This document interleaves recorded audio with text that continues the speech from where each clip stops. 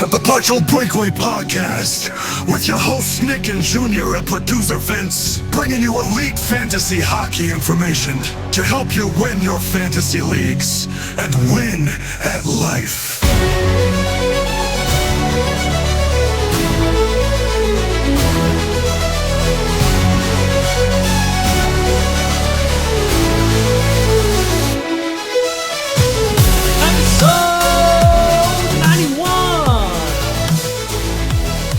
How's it going, fellas? The first team of our team previews, baby.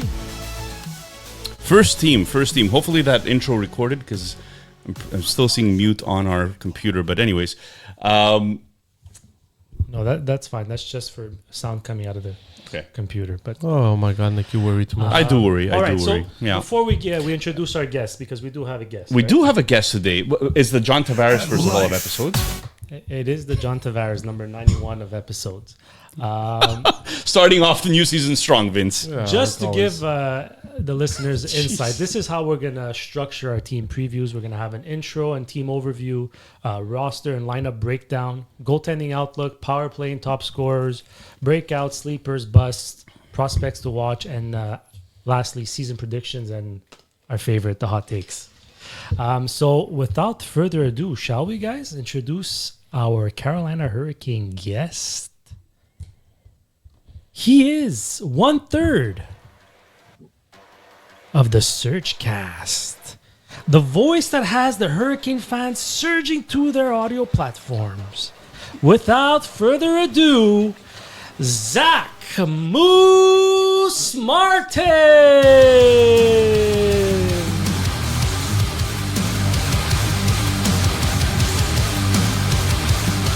How's it going, Zach? Welcome to the Partial Breakaway Fantasy Hockey Podcast. No, thanks for the invite, guys. It's always good. You know, it's got that nice music going, gets you pretty pumped up, ready to go. And yeah, man, ready to talk hockey. So thanks for the invite, guys. Looking forward to it. Awesome. You know what? Let's start by telling the listeners who you are, what you do, and where they can follow along. Yeah, of course. I'm actually a credentialed AHL writer covering the Carolina Hurricanes at the Hockey Writers. Like you said, I'm also the founder and one of the co-hosts of the Surge Cast here at the Hockey Podcast Network, and I'm also the host of Locked On Hurricanes. And you can find me at #OneTrueZach on X, and then I'm also at LO_Hurricanes when it comes to the Locked On, and of course the Surge Cast and all podcast platforms and all that good stuff. So yeah. Awesome. Nice. We have somebody that's actually accredited here, so it's gonna bring some credit to this podcast because we're a bunch of amateurs. It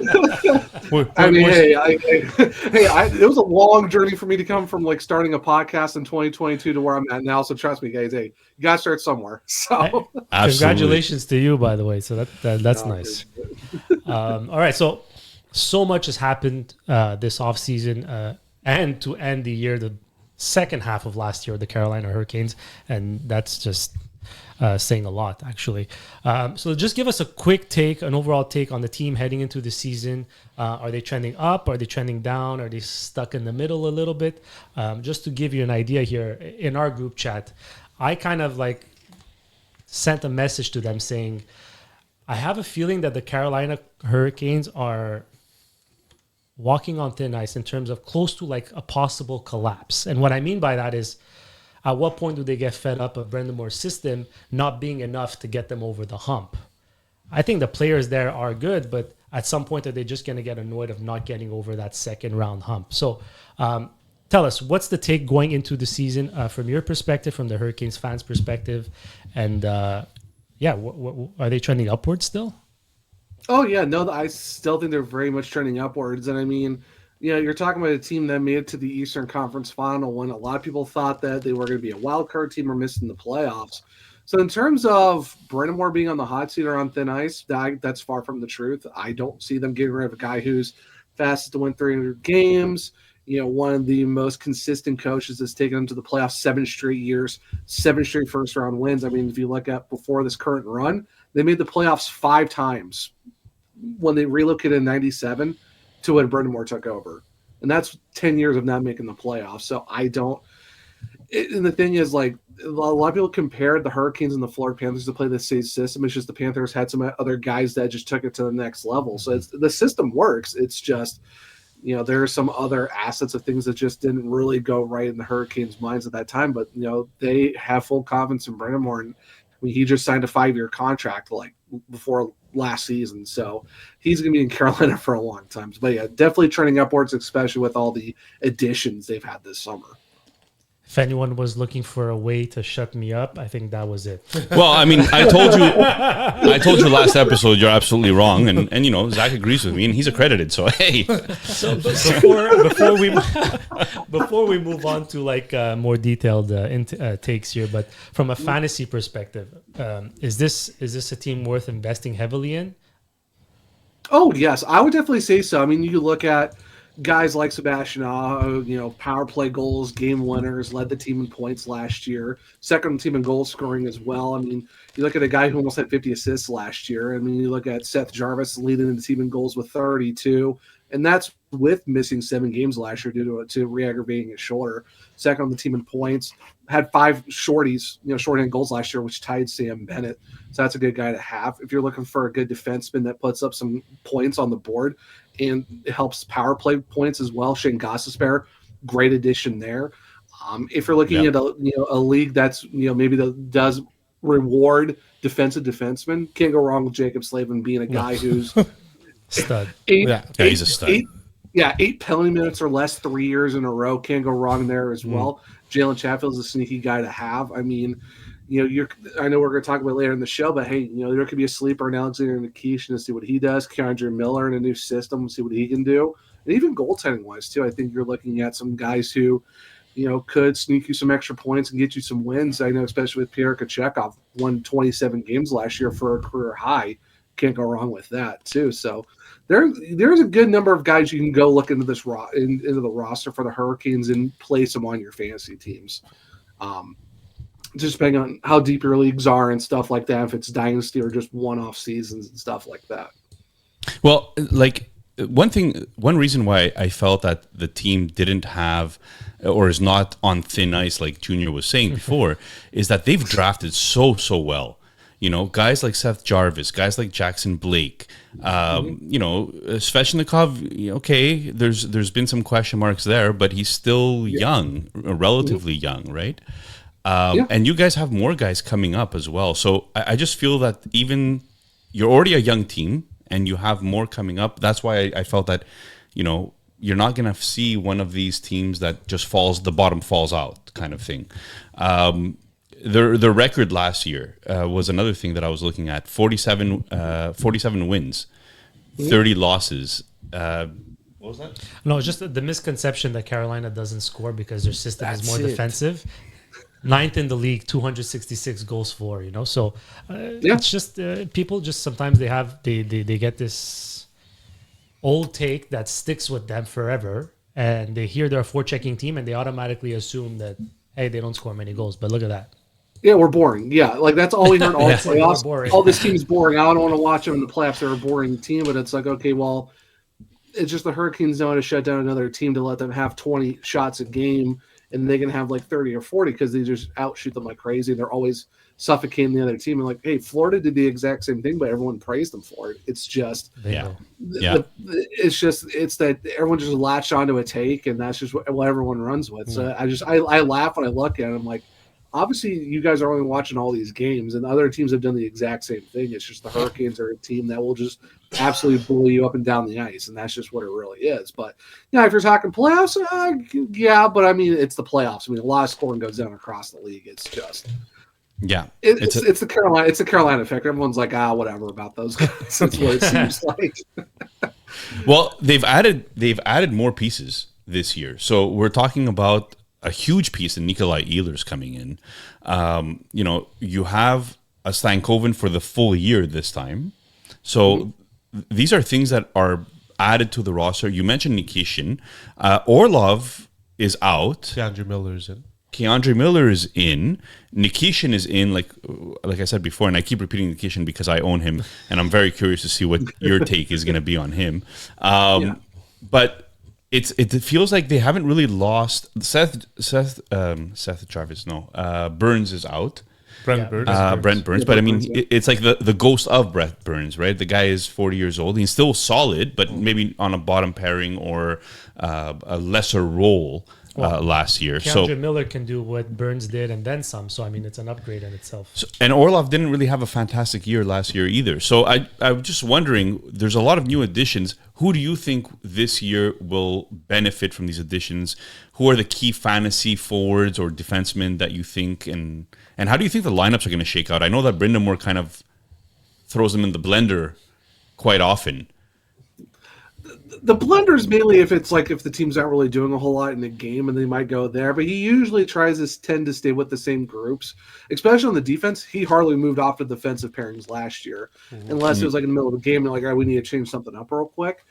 Or in case of the playoffs, we saw some injuries and things just kind of got jumbled up. But Nikolai Ehlers is going to be a great addition. He's going to fit the system well. He brings in an extra dynamic that the Hurricanes really need for a guy who scores a lot of goals.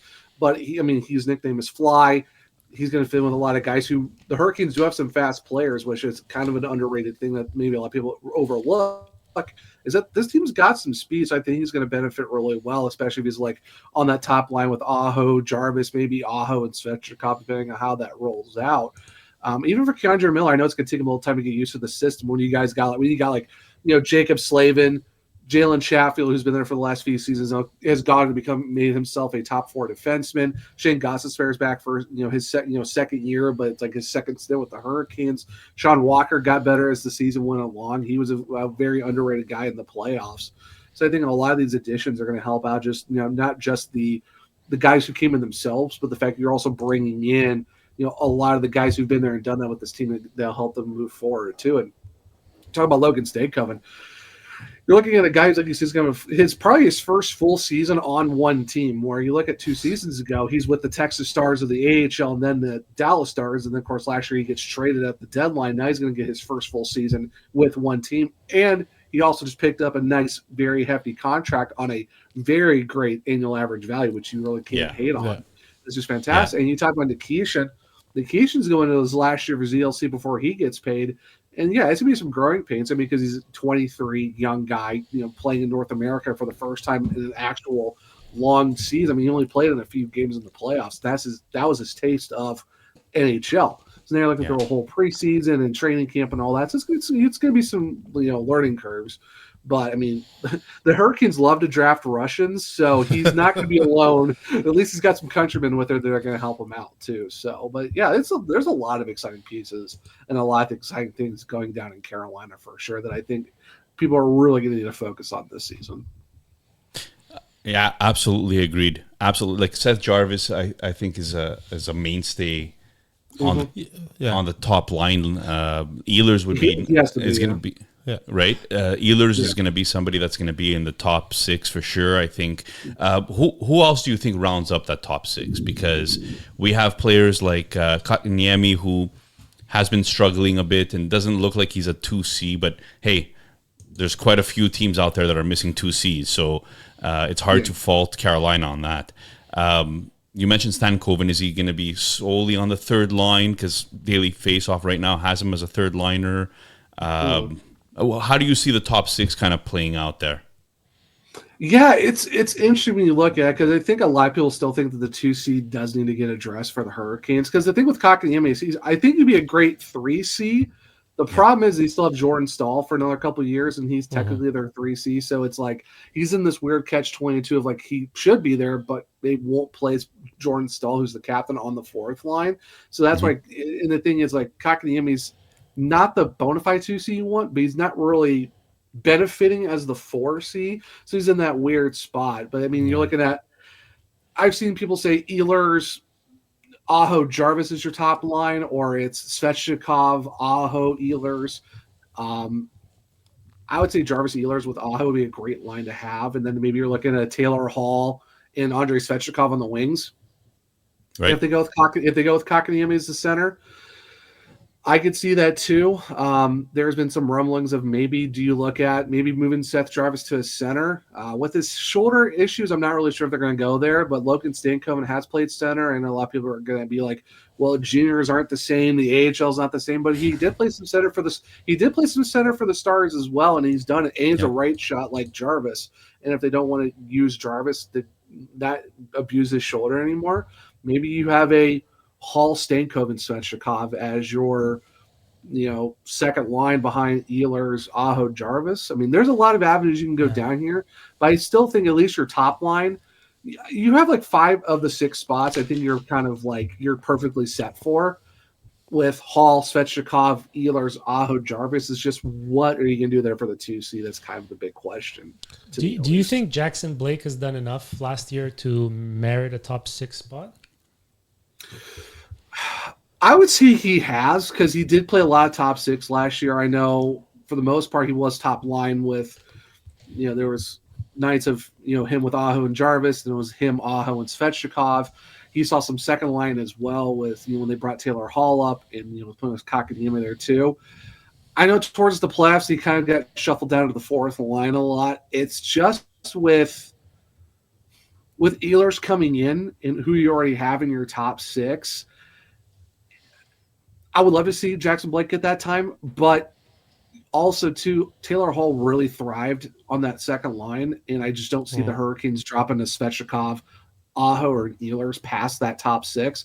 So I think Blake is just in that weird spot of like, unless they throw Stankoven as the 2C, then I can see maybe Blake moving up to the 3rd line, because it seems like every young guy they've put with the Jordans of Martinook and Stahl, that young guy gets really good with the Hurricanes. I mean, they've done it with Seth Jarvis. Now they're doing it with Logan Stankoven. Maybe it's a Jackson Blake, but I think Blake right now definitely would get top 6 minutes if they didn't have the top 6 they have now, where it kind of leaves him on the outside.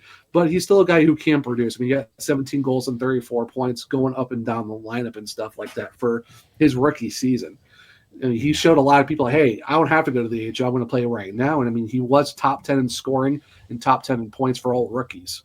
So it's just where do you kind of put him with where your top 6 is at right now, unless you have a different center that maybe opens up a spot. But so it's fair to say that's the player that might move. I think they have a backup in Jackson Blake that if anybody struggles in the top 6, that they can throw Jackson Blake in the top 6 and not fear that they're going to be underhanded, that he can do the job in the top 6. I think that's the way they'll... Yeah, he's right on that bubble, right? Yeah, he's right there. Yeah. Exactly. Yep. Yeah.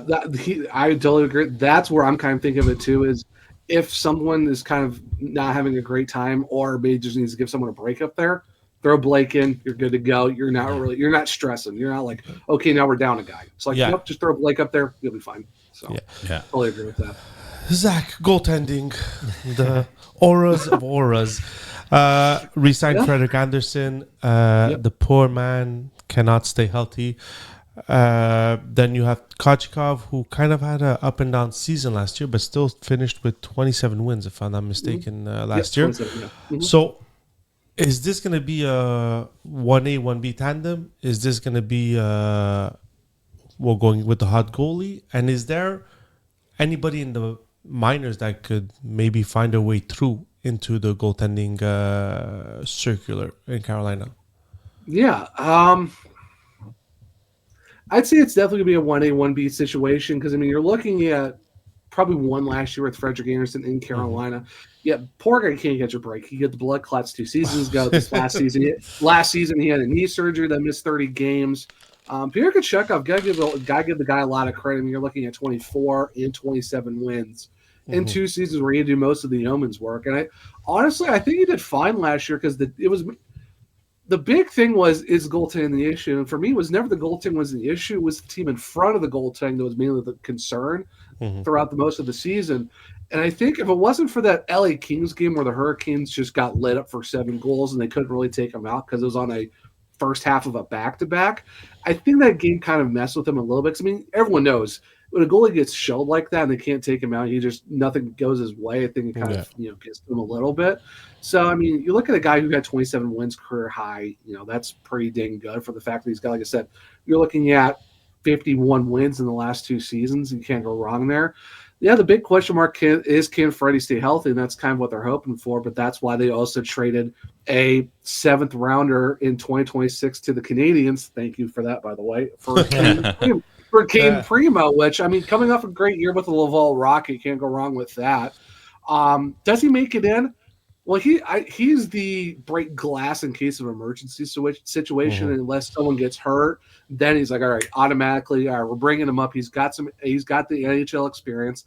I know his numbers aren't the prettiest, but it's a very small sample size. And I mean, you guys know too, when he was up there, it's kind of like it's a tough situation for a goalie to be in the situation where he was at. He didn't have the greatest team. The team in front of him wasn't the greatest either. So very young defense. Difficult. So that's where it's like take it with a grain of salt of those numbers, especially at that time. And then of course you got Amir Miftakov coming over from the KHL. He's more of like the 2 goalie down there, but Kane Primo is more of a, hey, someone's hurt, bring him up. There's your backup goalie. Yeah, exactly. So it's going to be a lot of Kochetkov Anderson with a tandem type of deal. For a 7th round, there's no risk in when getting Primo. So I think he's got some upside with a good insulation around him, which I think Carolina could give him. So in the goaltending, in the 1A, 1B, do you think they're going to start off with Frederik Andersen, or are they going with Kochetkov off the bat? I think if you're going to base off of what's going to happen going forward, because Anderson's going into his last year of his deal, under $3 million, great deal. But you're looking at Kochetkov going into season 3 of his 4-year contract. It's only $2 million, and the hope is he's 25. He takes that next step to be the Hurricanes' number 1 goaltender moving forward. So I think if you're trying to benefit the present and the future of goaltending for this Hurricanes team, I think Kochetkov has to be your 1A, because if you start him off as your 1B and still kind of flip-flop around and let Anderson play a lot of games, Kochetkov gets better if you play him a lot more and plays consistently, rather than like he's sitting out a few games, gets in for 1, sits out a few games, gets in for 1, or maybe he gets a hot hand, they play him for a little bit, but then they sit him for a bit. If you're trying to be ready now and in the future and finding your number 1 guy, you have to go with Kochetkov being that dude as your 1A starting out. Yeah, I agree with that. You have to give the guy time on the ice. It's like Zach said, he's 25. This is a goalie prime. A goalie prime is 25, 26. That's when they should be getting into their prime. Saros with Nashville was around this time. He got a shot and he became who he was. So I agree. I think you got to go with Kochetkov, but you have a good blanket in Frederik Andersen if ever he starts to struggle. Yeah. Break glass in case of emergency, Caden Primo. I like that. I like that. So, Zach, despite the 266 goals for, the Hurricanes were 25th in the league in power play percentage with the 18.75. It's funny because we spoke of Jackson Blake earlier, but the best quartet the Hurricanes had last year who scored 7 goals for them were Aho, Svechnikov, Jarvis, and Jackson Blake. Now, Jackson Blake, I'm assuming he's going to be off this first power play unit, replaced by Ehlers. So do you see this as an improvement, natural improvement just by addition of Ehlers, or are they switching up the system? Like, have they done any coaching changes maybe that the listeners should know about in terms of assistants or power plays? Or no changes in terms of the coaching staff. Everyone's coming back. Philosophy is probably going to be the same, and maybe they do a few small changes here and there. The crazy part too is, though, you look what they did in the playoffs, Junior, over 10 goals. Like, okay, where was this in the regular season when they had 3 power play goals between January 1st and the start of the playoffs? 3. Jesus. And they go and get 10 in the playoffs, and I'm like, what are we doing here? Like, where was this for like 4 months? But the crazy part was, though, in December, 10th in the league. They were actually top 10 at one point and then dropped to 25th. So it's a consistency issue. Yeah. November and December, what? When you play 500 hockey for November and December, and you just are winning 1, losing 1, winning 2, losing 2 consistently, yeah. February was just a bad month overall. We didn't play a lot of games because of 4 nations, but even then, 3 wins, yikes and a half. But It is what it is. But you bring in Ehlers, a great addition to the power play. I mean, you're looking at a possible power play one where it's going to be like Aho, Jarvis, Ehlers, Svechnikov, and Shane Gostisbehere. My absolute goodness, that's just a murderer's row. That's a murderer's row of a PP1. Then you're looking at power play 2. You're probably looking at a Jalen Sheffield or an Alexander Nikishin as your one defenseman. Then you're looking at possibly Taylor Hall, Jackson Blake, Logan Stankoven. Maybe you throw a Jesperi Kotkaniemi there if you really want to go into that aspect, or maybe you throw a wild card in a Jordan Martinook, or maybe an Eric Robinson if you want to go there too, because he had a career year across the board for the Hurricanes and secured him a nice little 4 by $1.7 million contract for what he did in terms of goals, assists, and points in his best season ever. So maybe there's some extra wild card you can go there too.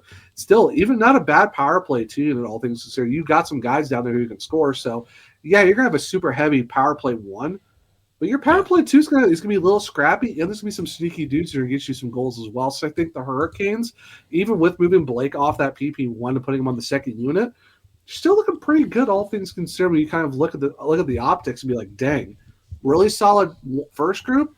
That second group could be very sneaky if they go against some very meh penalty kill 2 units.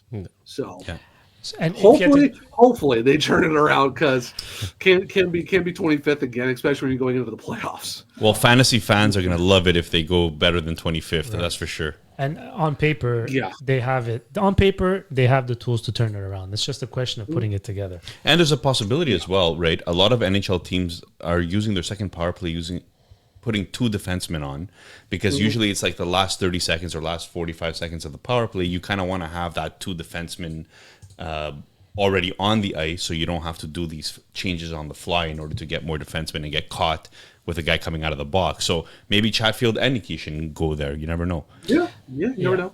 And if you had to choose one dark horse that could earn a power play 1 spot, maybe not to start, but throughout the season, who should the listeners maybe be paying attention to or stashing with a possibility of earning that spot? Oh, that's a good question, because, I mean, most of your top 6s are going to be there. If you asked me this 2 years ago, it'd be great, because I'd be like, oh, Stefan Nason, bottom 6 guy, put him on the power play, you're good to go. If there's a dark horse to possibly stash who may potentially get some power play time that's not in the top 6, or maybe it's not a Jackson Blake or a Stankoven, I would say look at Eric Robinson. He's got the speed, he's got the physicality. He did score some goals last year. So, I mean, it's probably a little bit farther down on the depth charts to have on your team. But if there's a dark horse that maybe could make some moves to get some time, I think Robinson could be that guy if you're looking at some forwards. Defense, it's kind of tough because, like I said, if it's Chatfield and Nikishin, you're already set there. You're already set with Shane Gostisbehere. Maybe you're looking at a Sean Walker on the defense if you're really going into that aspect as well. But I'd say forward core is probably your best spot. I'd say go with Robinson if they're looking for a dark horse. Yeah, last year we have the segment where we do a waiver wire pickup for fantasy, and Eric Robinson made us look good a few weeks. Eric Robinson was a very nice selection for sure, especially that first part of the season when Martin Necas was still with the team. Those 2 guys were just absolutely just going off. So yeah. So that's a great segue actually to our next question, and that is, who are your breakouts? Who's a possible person that could be a top breakout candidate for this team for this year? Look at Stankoven, 100%. I mean, you look at the guy who had a really great year last year. I mean, it was 19 games with the Hurricanes after the trade deadline. Got 5 goals, 9 points. Playoffs, I mean, 5 goals, and I think it was 8 points in 15 playoff games. He went absolutely off in that Game 4 win against the Panthers in the Eastern Conference Final. If you're looking for a guy who's ready for some just straight-up stability with one team the whole season, who I think could hit a 50-point season, give me Logan Stankoven. I think he'll be the absolute breakout. And another guy to look at, Jackson Blake. 17 goals, 34 points in his rookie season. I think he takes that step next year too. 45, maybe 50 for Blake as well. Can't go wrong with Stankoven or Blake. Those are my 2 guys that I would say keep these guys on the lookout for some breakout. To your point, Stankoven had time on ice of 15 minutes last year, and Jackson Blake 13 minutes and 51 seconds. So you increase that by maybe 2 minutes each, and who knows what they can do. Right, exactly. And I said, and Blake's was only kind of down maybe towards the back end of last year just because of them getting, was also they clinched so early. They were giving some guys rest and stuff like that too. And, some things happened, but I think give him no more stability this year. Yeah, I can see Blake getting up to 15, 16 minutes and Stankoven gets up to 16, 17. Yeah, I think those guys could definitely get some points. And I mean, even then you're also power play, penalty kill, stuff like that. Those guys will get their minutes. Rod Brind'Amour does not shelter guys from minutes. He's good. Rod Brind'Amour will use you. He doesn't care what he'll use you in any type of situation, however your skill set fits. So you'll definitely get your ice time. No one's going to be getting less than 10 minutes. That's for sure. Yeah. All right. So since we went with a positive thing of the breakouts, let's do a negative one. Right? Who's the possible bust for fantasy? Like somebody that's overhyped or overvalued. Who do you think relative to? I don't know. Do you do any fantasy hockey yourself? Okay. I won one of my leagues last year, so. All right, there you go. So you're already better than Vince. Vince is rebuilding in 3 of his leagues, so relax, buddy, okay? Since 1985. All right. So who would you think is going to be overdrafted? Who do you think is going to go higher than what they should and might disappoint? Oh, man. See, that's tough because, I mean, if you're looking at – there's a lot of guys on this team – that's the thing with the Hurricanes. They're a very interesting team. I don't see a lot of people like overdraft these guys really too high in their drafts. I mean, you get Aho, Jarvis, Svechnikov earlier, pretty good there. Get Shane Gostisbehere earlier, pretty good there too. I mean, Gostisbehere was a great draft pick last year. Oh yeah, he won people some leagues because of the fact that nobody was expecting him to be power play 1 right off the bat. I was expecting power play 2 to start. Right, but he earned that job and he did great. So led defense in points last year and in goals. And the thing is, this is his second stint with the team. They traded for him back in the 23-24 season from the, unfortunately now no longer with us Arizona Coyotes. So, I mean, they joined the Atlanta Thrashers and the Nordiques. yeah, the North Stars and all of them. If there's one guy I would have to pick, maybe Frederik Andersen if someone wants to get a goalie really high. I mean, nothing against Freddie. It's just I don't really know other guys that maybe get drafted in a lot of leagues if it's not the big names out of Carolina. So I think if you're looking for goaltending, maybe Freddie is not – maybe you're not your number 1 goalie, but if you're looking for like a good second to have, or maybe – if you're because I usually try to stash a third goalie just in case because not all goalies play on every night and stuff like that, and that's just been my philosophy. Always draft 3 because you just never know. So maybe Freddie could be your secret third goalie that you might need on some other nights as well. So I would say don't go too high on Frederik Andersen. It's a good pick because Freddie Andersen's numbers are generally really, really good. I mean, last year he had a bit of an off year for him, but I'm saying. Usually he has really good numbers, and there's always those people in your leagues that are going to say, this is the year he stays healthy. This is the year. Yeah. And they just reach for him when they should have just waited for him to fall. So I agree with that pick. I will say, too, though, grain of salt with their numbers last year because their last 2 weeks of the season, they already clinched early, and they were resting a lot of their mainstays. So they did go 3-6 to finish the year. So I know his goals against was under 900, and his save was a little bit high. Just take those last couple weeks with a grain of salt just because it was actually good. It's just they weren't really trying per se because they were trying to rest guys for the playoffs. Well, we know firsthand because your AHL team let us clinch a playoff spot, basically. The Carolina Hurricanes. Trust me, a lot. Oh, yeah. Jackets fans were not happy about that. But hey, I love the 5th line, but hey, if you want to get in, don't rely on someone else to do it for you. Exactly. Hey, that's right. This is the no pity. No, I hate to say it. It's the no pity league. No one's going to feel bad for you. Yeah. No one's going to. No, that's very true. Yeah. Very true. So like I said, for you guys, you got it because we were just throwing our guys out there. But yeah, like I said. The numbers don't really speak to what his performance was. He was great before those last couple weeks, But I think Freddie would be a good pick if you're looking for a second goalie. And see, this is why we have guests. Somebody that would know that is somebody that watches this team very closely, right? Whereas we might not have had the same insight necessarily for the last 2 weeks of the season. So this is great stuff. I love it. Zach, prospect wise, what is there?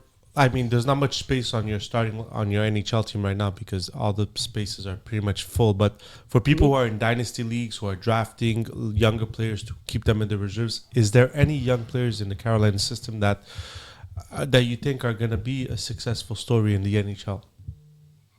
Yeah, I mean, you can still get Nikishin as a prospect because he's still in his ELC. Same thing for Jackson Blake. Same thing for Logan Stanko. And if you consider those guys prospects in your leagues, wouldn't be upset with those ones. I would say Bradley Nadeau, former Penticton V, Maine Bear, scored 32 goals last season with the Chicago Wolves. Probably one of a few guys that are 18, 19 years old, scoring over 30 goals in their first season. Nadeau would be a good option. I would say Scott Morrow, but he's no longer with the team now. He's a New York Ranger. Oh, jeez. Nadeau had a few stints with the NHL team last year. What's your observation about Nadeau? Oh, dude is an absolute stud. Already an NHL level shooting. This kid is going to be. He's going to be absolutely amazing. He's probably their best pure goal scorer in their system right now, and that's saying a lot too when you look at Justin Robitaille, who scores really well. Justin Poirier, who's going over to the NCAA, he's a guy who can shoot the lights out. I know he did it in the QMJHL last year. He did a phenomenal job. But yeah, I mean, Nadeau, this dude's an absolute stud. I'm so excited for when he comes up to Carolina because I think he's just going to shoot the absolute lights out. So I would say keep an eye on him. Dominic Pindica could be someone to look at for the defense, somebody who really hit that next level as well. Felix Unger-Swarm, you're kind of curious to see how he goes too. So there's another guy to keep an eye on. But if you're looking for instant impacts now, Blake, Stankoven, look at Nikishin. If you're looking somewhere down the road, definitely Nadeau is a guy to keep an eye on for sure. Definitely a very young team, though, right? We could agree this is not an old team. No, and they've got lots of room to grow. They've got a solid reserve too. They've placed themselves in a good transition where they won't be.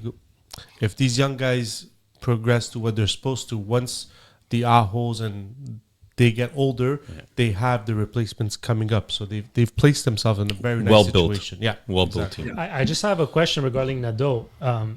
He's a center, but do you see him being a center in the National Hockey League? I could definitely see it if the Hurricanes feel like that's a way to go, because I know they are kind of shored up on their center position in terms of guys are on their actual contracts. Because if you look at the Hurricanes now as center depths, you've got Justin Robitaille. They just re-signed Ryan Suzuki, not Nick. Sorry, that's your Suzuki. You wish that. It's because I'm always thinking of Nick because of the fact that he's in the league for so long, and I figure, that's right, we have Ryan. So Ryan Suzuki, who just re-signed, actually he had a career year. Finally, stayed healthy for once, thank goodness. And then you also got Skylar Brandon-Moore. That's kind of it for your centers in terms of Hurricanes under contract. Now, the Wolves can bring in all their own guys and stuff like that. But in terms of the Hurricanes, they have Robitaille, Brandon-Moore, and Suzuki. I could definitely see, if they feel like, okay, we have too many wingers, maybe Bradley Nadeau will be good as a center, maybe because we definitely need a second-line center. At some point, maybe he's that guy down the road. I could definitely see them being like, hey, let's throw Bradley in the center position. He's done it before. Let's give him a shot. I mean, he's a great winger, too. But if they feel like, hey, we have too many up the sides, we want to get him in the lineup, throw him at center. And if there's a team to learn how to be a great center on, I mean, hey, you got Jordan Stahl, who's considered one of the hardest guys to be in the faceoff dot. Also, Jesperi Kotkaniemi has been over 50% in the 4 seasons he's been with Carolina, which I think is a very underrated stat to look at because I know it's points, goals, assists, but hey, if you're there's faceoff leagues, there you go. There's a guy over 50% every year, Jesperi Kotkaniemi, surprisingly enough. And you can also learn from Rod Brandon-Moore, who's won back-to-back Selkies. So if you're looking for a guy like Bradley Nadeau to learn to be a center, having Stahl there, having Brandon-Moore there, and a sneaky Jesperi Kotkaniemi, he's done it himself, that's a great group to learn from. And Sebastian Aho. The Hurricanes are very good at the face-off dot. especially with a lot of guys they have and the coaching staff they have in those positions. Yep. Well, now for the fun part. Yeah. Basically, we're going to end the final thoughts here. Like, where do you realistically see this team finishing in the standings? Are we talking about division winners? And, let's just go through the teams in the Metropolitan. We've got the Rangers, the Devils, the Hurricanes, the Blue Islanders, Jackets, the Islanders, Philly, the Penguins, and wow, the okay. Flyers. Flyers, Pittsburgh. You could remove Not them. overly competitive, I mean, other than the main three. But so are we talking division winners here? I would say odds-on favorites to win the division because I think New Jersey has gotten better too, but it's just can they bring it all together with their guys staying healthy in terms of can everyone pick it up next year because they very much struggled at home. They were a good road team, but they just couldn't really figure it out. And I think that's why they were so far behind in terms of the top two last year for the Hurricanes and the Capitals. Washington. Can they repeat what they did last year? I'm not really sure. I know they were going for to help Ovi out with the goal scoring record. After that, I'm not really sure. The Rangers, yeah, they got Gavrikov, but like have they done really very much of else to get them to the next step? So I would say I feel pretty confident that we're looking at a team that's going to finish top two. Mm-hmm. Could they win the division? Yeah, I think they really could do it. Could they finish second? Yeah, they could definitely do that as well. So I'm looking at the Hurricanes at least being a top two team in the Metropolitan next year. Yeah, that's where I see them next year. Agreed? Yeah. Agreed. Home ice for sure in the playoffs. All right, the fun one. Do you have a bold prediction for this team this year? A fantasy bold prediction? So let's talk in terms of points. Maybe Aho hitting 100 points. Aho, like someone hitting a lot of points, or maybe a player maybe hitting not so many points. I don't know, but like a bold take. Bold take. Ooh. I'll give you a couple. I will say Seth Jarvis hits 40 goals for the Hurricanes next year. Wow. That feels good. So he hit 32 in 73 games last year. 40 would be really nice. Yeah. He's hit 33 the last two seasons, and that's with dealing with a shoulder injury they had for a whole season and missing 6 in 7 games last year as well, and playing first, second, and third line minutes. Put him on the top line all year and power play 1 the whole time. I think he could definitely do it. And then, see, because I don't want to copy Junior and say, oh yeah, Sebastian Aho 100 points, lock it in because that's just kind of gave that one. Shane Gostisbehere, 60 points. Oh. I think Nick is erect. You could have said something else. I don't know. Excited, happy. I actually, because I wanted to remember to say something at the end of the episode. But you said erect. That Elliot Friedman said. Oh, okay. And on 32 Thoughts, the podcast, his nipples got erect. Anyway. Oh yes, that's right. That's how that came up. That's interesting. I'll give you my poll prediction. I have a 40-goal scorer, but it's going to be Svechnikov. I was going to say the same thing. That would have been a good bold prediction. I think Svechnikov could hit 40 goals this year. All right. That's my bold. Well, wow. Zach, this has been an absolute pleasure. I just wanted to say that one last tidbit. Go ahead. So what Elliot actually was Frank Saravalli who said before Matt Tkachuk got traded to the Florida Panthers, the Carolina Hurricanes were at the finish line to acquire him. So it was really between the Carolina Hurricanes and the Florida Panthers. So it just tells you how things could have been completely different now. Oh, absolutely. Gone through. But did you know that? Like, I didn't even know they were involved in the trade discussions.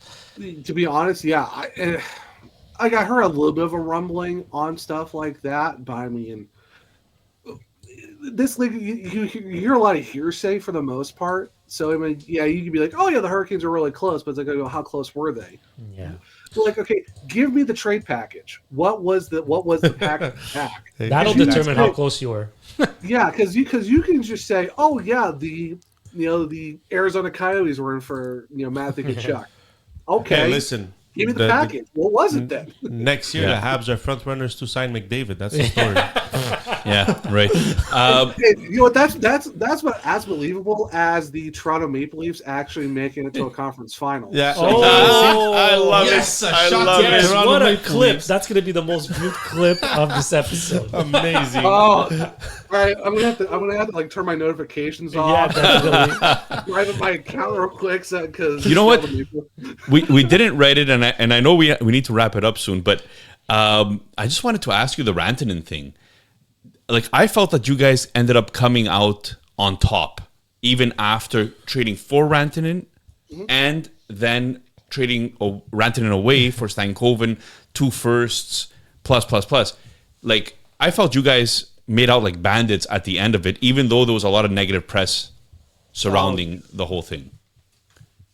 Yeah. What was your like? What was the fans' reaction? What were you guys feeling at that moment? Tired. They were feeling tired. I was getting pretty sick of talking about, because being like reaching out, people like, hey, what's gonna? I'm like, I don't know. Like, I thought he was gonna stay, but then like, okay, apparently he didn't want to stay. Here's the trade. I'm like, all right, cool. Whatever we're gonna get for it, it's fine. They said Logan Stankoven. I'm like, actually, I like this kid. I've known him since I've been watching since his Texas Stars days. Yeah, absolutely killed it for Kamloops up there in the Western Hockey League, where everyone talks about the Ontario Hockey League and the QMJHL. Hey, the West, man, they know how to build guys out there that are maybe not very tall, but they will absolutely beat the crap out of you. So I'm like, all right, Stankoven, great addition. 2 firsts, 2 thirds. I'm like, hey, that's a pretty good haul back, because you could do some with those picks. And they kind of did, because you look at it, they trade back in the draft, get a couple extra picks, get some really good guys that, I mean, they got Rybakov that a lot of people thought was going to go first round. Great, fantastic. You go trade your first, that's either yours or Dallas's, and a second rounder, and you gotta get Keandre Miller. Okay, your defense just got younger, taller, more physical. A guy who got 100 hits, 100 blocks last year. Fantastic. So I mean, yeah. I look at it this way: you basically got Taylor Hall, Logan Stankoven, Keandre Miller, draft picks, and you gave up basically Jack Drury and Martin Necas. Yeah. That's how I look at it. It's like, okay, you had Mikko Rantanen for 13 games.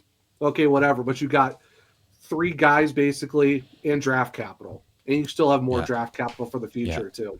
So Agreed. It didn't work out, but hey, you know what? It worked out in the end, and you're in a lot better spot, and you're able to have more money available to go get other guys, because now you got Nikolai Ehlers at 8.5 instead of Mikko Rantanen for 12. Who had a flash in the pan for 1 game in the playoffs. So I'd rather take a guy who I can mainly rely on for longer than what are you going to get for $12 million. So I feel pretty good about it. And Necas was asking for $10.5 million also. So He's not even sure to stay in Colorado. yeah, exactly. So. Yeah, I love Marty Necas, but when I didn't even hear about the 10.5. I heard 10 million. I'm like, he's not been consistent enough for 10. If he's asking 10.5, brother, you're great. Gotta give me more consistent. You can't give me 2 really great seasons and then other years of. Yeah, exactly. What are we doing? Yeah, agreed. That's a high ask, man. You got to be more consistent to get that 10 million. Yeah, Zach, absolutely love this. Thank you very much for coming on. Where can we follow you? Where can we find your work? Tell our listeners what they could do, where they could find you. Basically. Yeah, of course. Yeah, you can find me at One True Zach on X. That's NOE True Zach. My podcast, one of them is the Search Cast. You can find it pretty much everywhere. Podcast and on YouTube. Locked on Hurricanes is LO_Hurricanes on Twitter, X, whatever you want to call it, and then a court on podcast, Locked on Hurricanes, and then of course Locked on Hurricanes on YouTube. So you can just find me there, and go check out all my articles at thehockeywriters.com, where I'm actually entering my 3rd season. Nice. The credentialed, beat writer over there covering the Hurricanes. Awesome. So definitely excited about that. Awesome, amazing. Zach. Thanks for coming on. We really appreciate it. That gave us a lot of insight. Really fun. Fun. This is fun. Hey, this is fun. Thanks for the invite. Hey, thanks for the invite, guys. Always happy to talk hockey and talking fantasy too. Hey, always down to talk pucks. So if you need someone, just let me know. If you need someone to trash talk Toronto, call us. We're in. Have a good night, Take care, Zach. Thank you. I appreciate you guys. Thank you.